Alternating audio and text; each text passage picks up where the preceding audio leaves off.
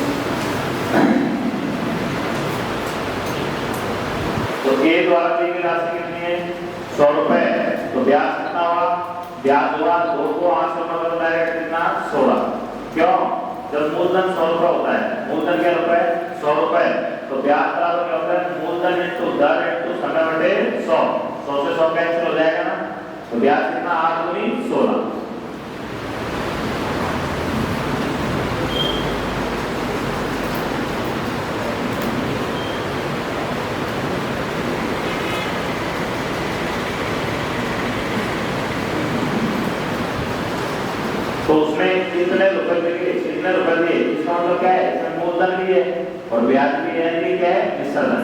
क्या है, मिश्रधन। तो यहाँ मूलधन कितना था, 100 रुपए, 16 ब्याज कितना था, 16, तो मिश्रधन हो गया 116। लेकिन क्वेश्चन में कहा है कि यहाँ मिश्रधन कितना है, 1,91,864। तो 116 इसके बराबर है। तो मूलधन पूछ रहा है, तो मूलधन कितना था, 100। तो 100 किसके बराबर होगा? ये आंसर आएगा 1,65,400। नेक्स्ट क्वेश्चन है थर्ड, तीसरा क्वेश्चन है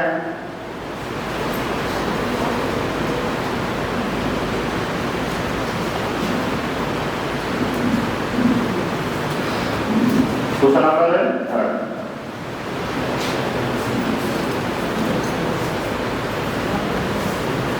एक आदमी ने बैंक से 11% वार्षिक साधारण ब्याज की दर पर ऋण लिया। कितने की दर से? 11% वार्षिक साधारण ब्याज की दर से ऋण लिया। 3 वर्ष बाद उसे केवल इस अवधि के लिए ब्याज के रूप में 9,570 रुपए चुकाने पड़े। कितने? 9,570। उसके द्वारा ऋण के रूप में दी गई मूल राशि कितनी है? ये क्वेश्चन पूछ रहा है। जिसमें ब्याज कितना चुकाया? 9,570। तो मैं जो अगर मूलधन में मान लूंगा 100, मान लूं, क्या मान लूं? 100। तो 11% की दर से 3 साल का ब्याज कितना? 33। अरे कितना रुपए? लेकिन यहाँ क्वेश्चन में कितना कह रहा है कि यहाँ 9,570 रुपए। कितने रुपए? 9,570। तो मूल राशि तो मैंने मूलधन कितना मान लिया? 100। तो ब्याज कितना हो गया? ब्याज हो गया, ब्याज बराबर क्या होता है? मूलधन इंटू दर इंटू समय बटे 100। 100 से 100 कैसे हो जाएगा? तो दर और समय को गुणा करो। तो 11 गुणा 3, 11 3 33, 11 3 33। तो यहाँ तो ब्याज 33 है, लेकिन क्वेश्चन कह रहा है कि यहाँ ब्याज कितना है? यहाँ ब्याज है 9,570। तो कह रहा मूल राशि कितना? 100। तो 9,570 बटे कितना? 33 और गुणा कितना? 100। 11 से काटो 3, 11 से गया 11 88 कितना था? 1177 और 29 87 290। तो ये हो गया 29,000। कितना? 29,000। तो मूल राशि कितनी थी? 29,000। ठीक है। आपको मैंने मान लिया मूलधन कितना? 100। तो ब्याज कितना हो गया? डायरेक्ट 11 गुणा 3 करो, कितना? 33। कितना? 33। भाई मूलधन 100 रुपए मानेंगे तो 100 से 100 बढ़ जाएगा ना। अपना ब्याज का सूत्र क्या होता है? ब्याज बराबर मूलधन इंटू दर इंटू समय और बटा कितना? जब मूलधन 100 मानेंगे तो 100 से 100, तो डायरेक्ट जो दर और समय है वही आपका क्या होता है? ब्याज। जब दर और समय उसका गुणा ही क्या होगा? ब्याज। ठीक है। तो यहाँ तो ब्याज 33 रुपए है, लेकिन क्वेश्चन में कहा है कि यहाँ ब्याज कितना है? 9,570। तो 33 किसके बराबर है? 9,570 के। तो 100% किसके बराबर हो जाएगा? 9,570 बटे 33 गुणा 100। ये इससे कैंसिल हो गया 29 पर, और 290 का 290 को 100 से गुणा किया 29,000। बोलो कोई दिक्कत? हाँ,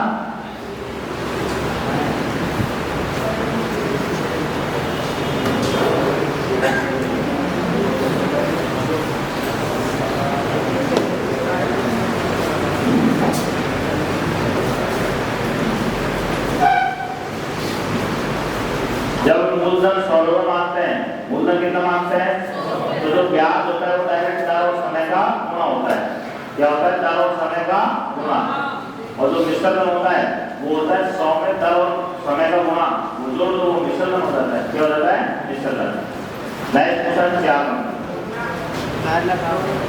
जल्दी क्यों नहीं आते?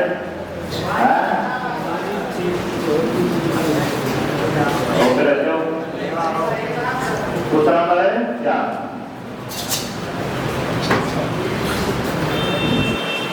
क्वेश्चन नंबर क्या?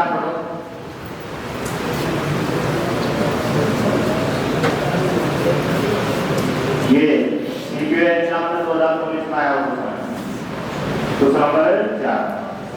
ये है कि एक निश्चित धनराशि को 22% वार्षिक साधारण ब्याज की दर पर 3.5 वर्ष के लिए निवेशित किया जाता है। यदि इसे 4% वार्षिक साधारण ब्याज पर निवेशित किया गया होता, मतलब y से कितना? 4% ज्यादा। अरे 4% ज्यादा, y + 4 है ना। वार्षिक साधारण ब्याज पर निवेशित किया गया होता तो 4,454 अधिक ब्याज प्राप्त होता। तो मूल धनराशि ज्ञात कीजिए।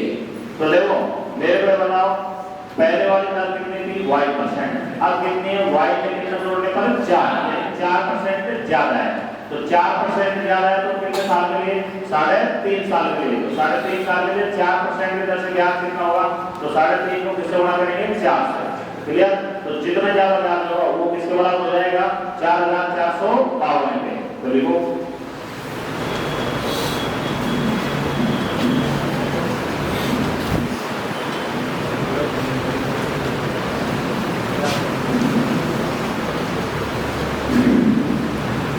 यानी कि 3.5 वर्ष के लिए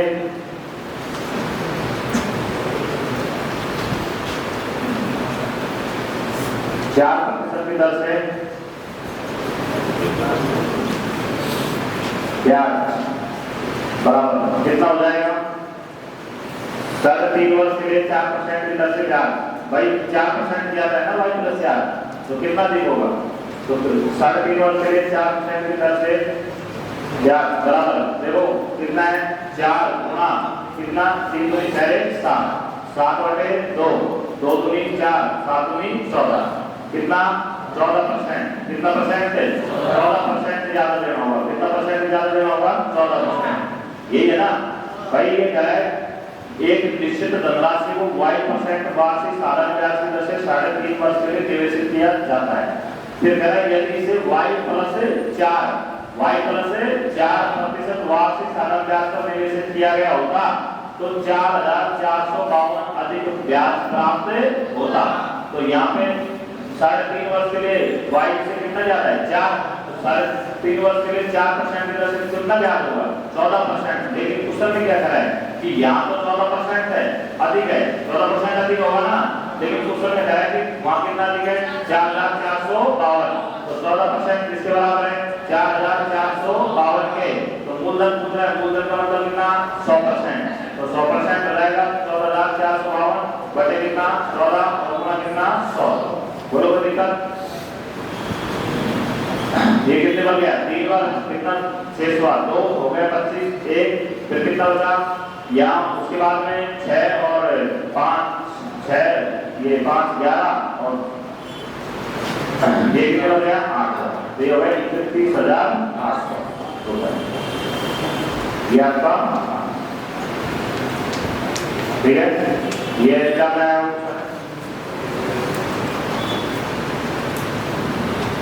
10 से अधिक ब्याज, अधिक ब्याज कितना अधिक ब्याज होगा?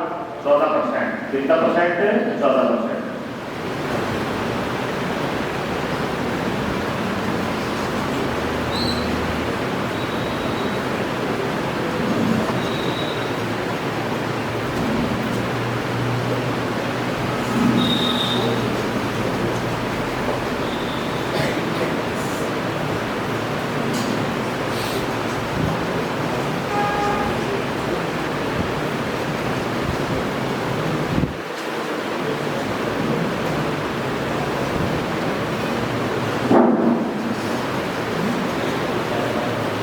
समझ में आ रहा है?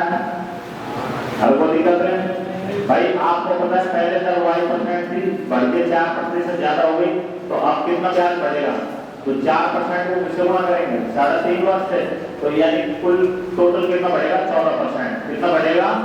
लेकिन कुछ समय कह रहा है कि यहाँ तो बढ़ रहा है कितना? 4,452। तो 14% किसके बराबर है?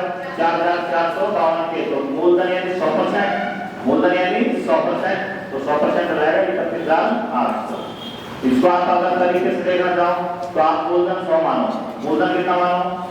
मैंने मान लिया, माना मूलधन कितना है? 100। मतलब वो जो धनराशि कह रहा है वो कितना मान लिया मैंने? 100। बोलो कोई दिक्कत? अब क्या कर रहा है?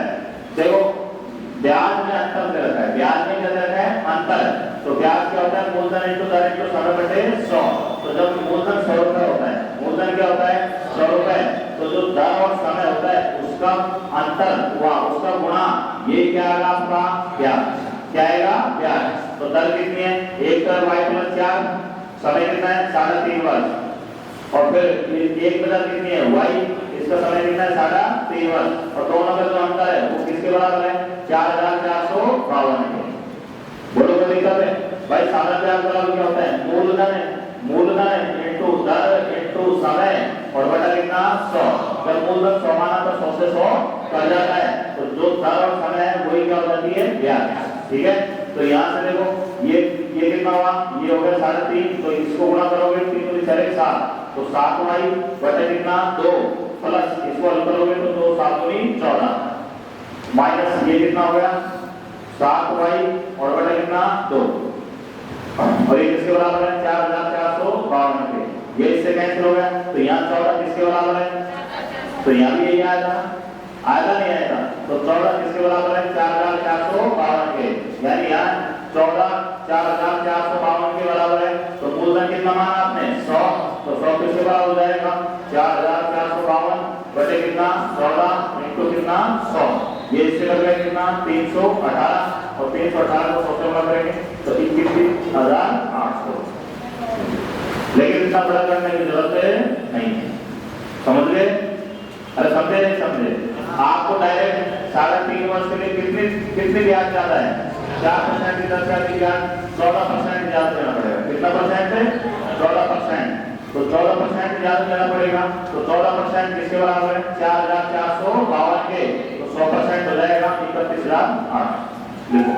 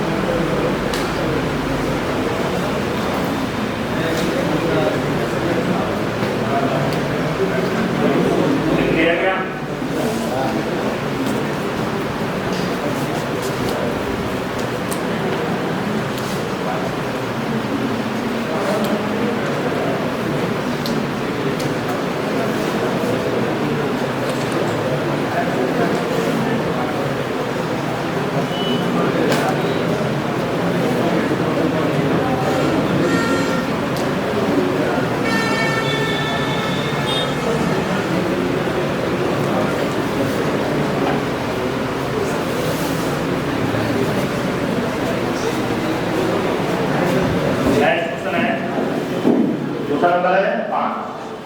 तो देखो जब मूलधन 100 रुपए है, मूलधन कितना है 100, तो जो दर और समय का जो गुणा होता है ना वही क्या आता है ब्याज, क्या आता है ब्याज, समझ गए? और कैलकुलेशन को इसी करना है, इतना बड़ा करने की जरूरत नहीं है, समझ गए? दूसरा नंबर है 5वां, देखो क्या कह रहा है, यदि साधारण ब्याज की वार्षिक दर है, जब यदि साधारण ब्याज की वार्षिक दर 11 से बढ़कर कितनी हो गई 17%, तो एक व्यक्ति की मासिक वार्षिक आय कितनी हो जाती है 1071.20 रुपए बढ़ जाती है।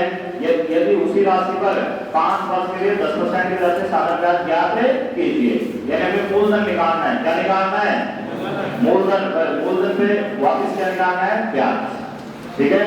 तो मेरे को बताओ दूसरा नंबर 5 है, दर 11 से बढ़कर कितनी हो गई 17.5, तो आय कितनी बढ़ गई 1071.20, तो मेरे को बताओ